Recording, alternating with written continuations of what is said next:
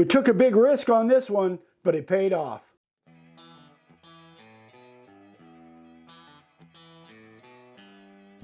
So a while back, we had a really expensive piece of alligator juniper that we had planned for a table, and it went completely wrong.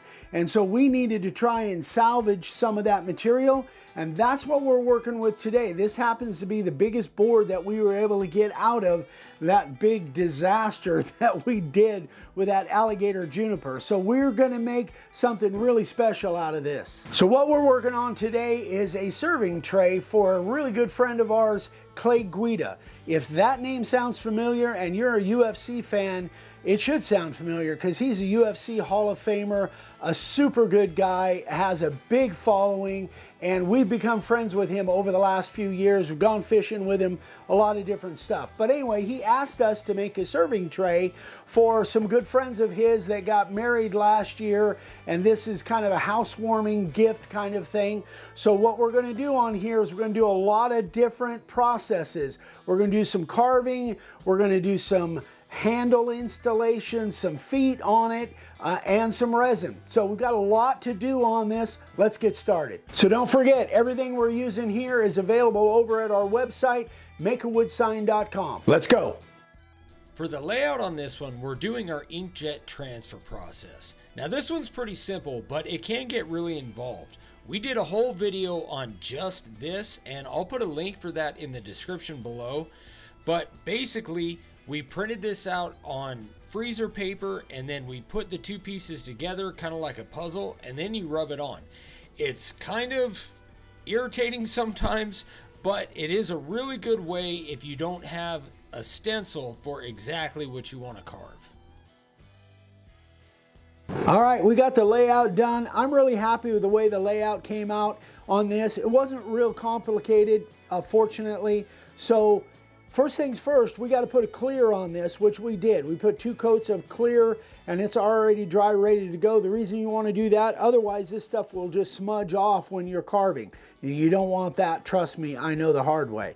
Anyway, so now we have to decide inset or outset. If we make this inset and we do those letters black, and then we put a flood pour of epoxy on there, then what happens is we basically lose all depth. It just might as well be a decal underneath that flood pour of epoxy. So the way to combat that is to just make it natural color so you can see the depth. The problem with that is these letters are so thin, the stroke is so thin, that I don't even know if that would show up if we carved these letters and left them natural color and didn't make them black. Now let's talk about outset. I like the idea of doing them outset, but the problem is there's some really tight areas, like in the middle of the E, down here in the S.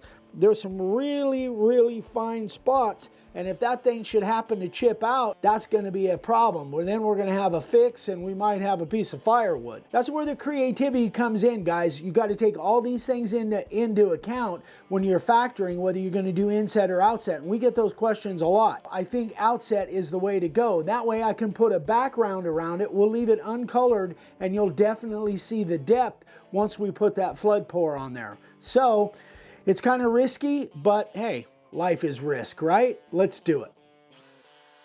So the first bit Dad used is our carving liner bit. Now, we forgot to film the depth, but this is really shallow. In fact, this is just under 1/16 of an inch shallow. And that's really to get the lines and make sure we can get in the small areas. The first part is actually at 2.5 times speed. Right now what it's going at is 8 times speed. So you can see that this is a long carve. When you have really small areas like this, you gotta be super careful. Now we carved some of this alligator juniper before and it didn't chip out at all. I think that's why Dad felt confident in being able to go outset here. If this was redwood, probably wouldn't even try it. Or really dry cedar even, because that has a tendency to chip. It just depends on the board you're using. It depends on the type of wood you're using, but it can be tricky. So Dad is starting off with a carving liner at 1/16 of an inch, which is probably the shallowest I've ever seen him carve. Obviously, we're going to go back deeper, but just to get the initial lines and get in those little areas, starting off shallow is the way to go.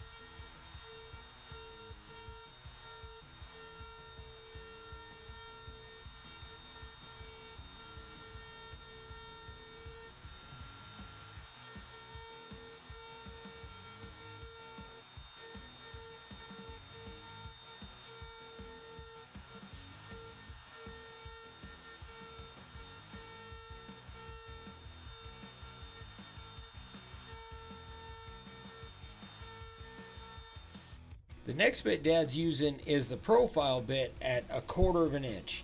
Now, the depth showed 3/16 and he started off with that, but he wasn't quite happy with it. He wanted a little bit deeper, so he dropped it to somewhere around 1/4 of an inch, maybe a touch more.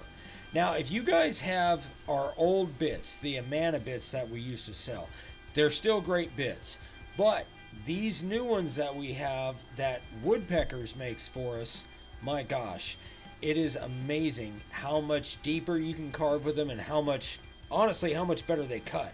Now, the profile is pretty similar, but once we get into the 90 degree and the 3/8 90, you really do see a difference in the depth you can carve. So one thing to remember is that in general, not always, but in general, the deeper you can make your carving, the better it looks. I carved for a long time, and everything I carved, Dad said, that looks really nice, but it's too shallow. So if you think you're going deep enough, you're probably not.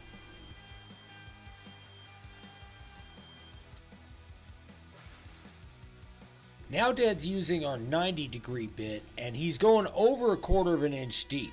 So he took the profile bit and he went around all the same carving that he did with the carving liner to widen that line and deepen it. And now he's doing the exact same thing with the 90 degree bit. So essentially, you're just kind of stepping your way down. Start off shallow to get your good line and to get in all the small areas. Then you go a little bit deeper and wider with the profile bit. And then he's taking the 90 degree bit, he's going a little bit deeper and wider with the 90 degree bit. And he's going to do the same thing with the next bit, which is the 3/8 inch 90 degree. And this thing is a beast. I mean, it cuts a lot of wood. So you want to be careful, because if you try to get too close to your carving, you're going to take a fat chunk out of it. So make sure that you just go slow, take your time, and use your blower, because this thing throws sawdust and it covers everything. But man, it looks cool.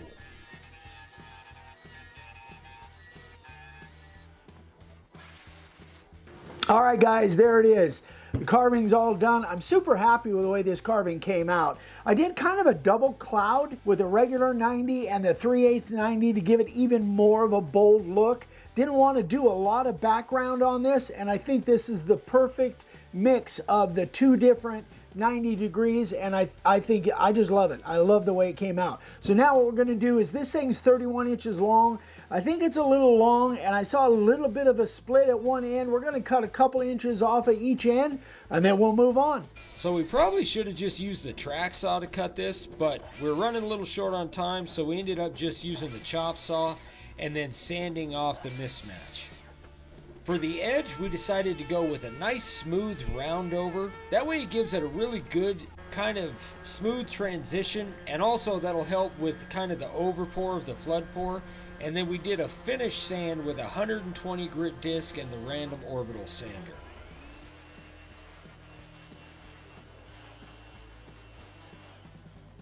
All right, so the sanding's done, the edge is done. Now we got to install the handles. So these are handles that we got. We kind of like the looks of these, kind of classy looking. I don't know if they're brushed antique or whatever, but we've got to mount these on the board before we actually do our flood pour, and we're going to drill holes for that. So that's the next step. Here we go.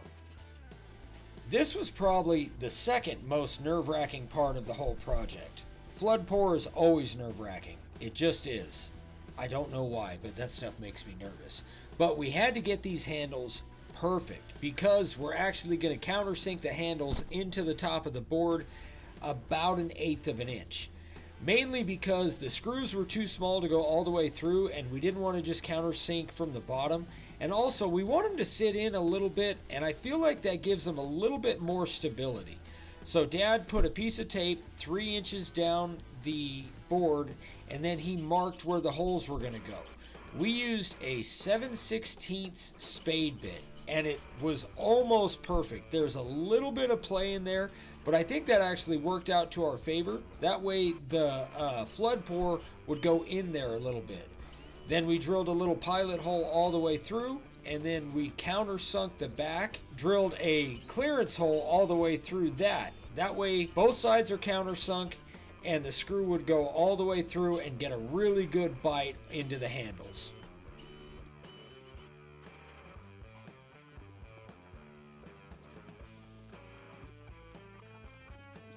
All right, we got the handles on, and actually I'm kind of shocked it turned out as good as it did. The handles are nice and solid. They pulled in tight. I drilled the holes just about the right size. So anyway, now we got to take those handles back off, and we got to get a bunch of clear coat on this. We're going to put on as many coats, maybe 3, 4, 5 coats of clear before we do our flood pour. Here we go.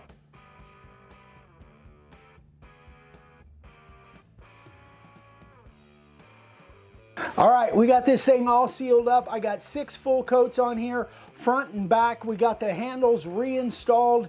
Now it's time to see if this pour works. So we've got the pour all warmed up. It's ready to go.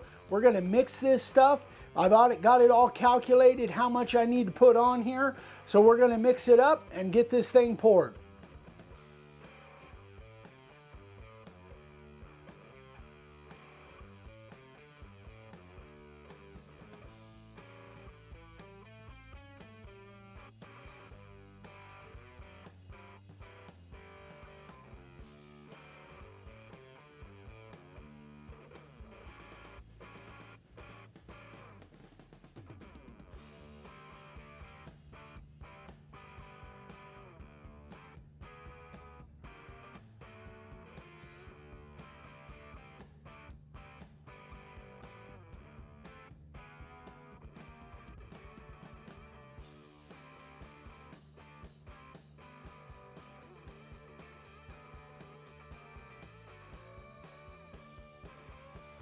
All right, there it is. It's done. And you know what? It was only one pour, and I'm shocked.